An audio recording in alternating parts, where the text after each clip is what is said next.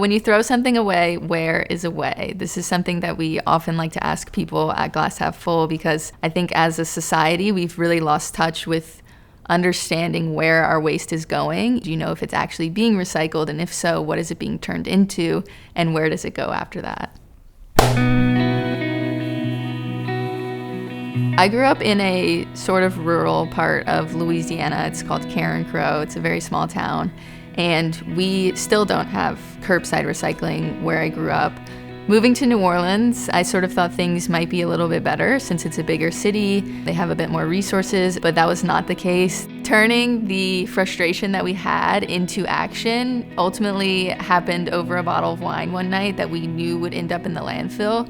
And the more we thought about how our waste and our actions were contributing to this issue, the more fired up we got about making a change and making something happen, because we no longer wanted to be a part of the problem, we wanted to be a part of the solution. Glass Half Full started in the spring of 2020 while my co-founder and I were still seniors at Tulane University.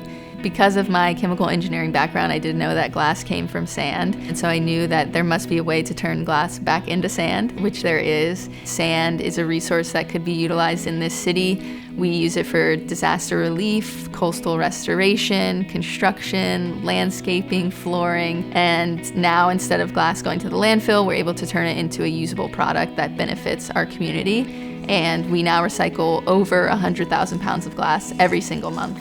The main way we were able to start is just by starting small. And then we learned along the way, and we grew step by step from that small backyard into now a 40,000 square foot facility.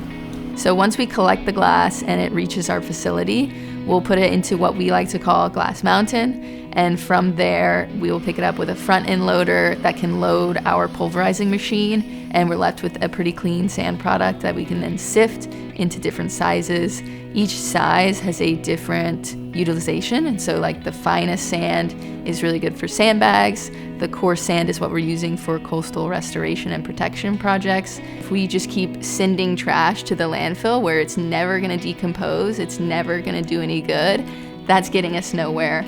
Whereas if we're able to turn all of that waste into a resource that could then fight our coastal erosion issues and protect our coast, which is eroding at an alarming rate, then it feels like a no-brainer. My name is Franziska Trautmann, and this is my brief but spectacular take on glassroots recycling.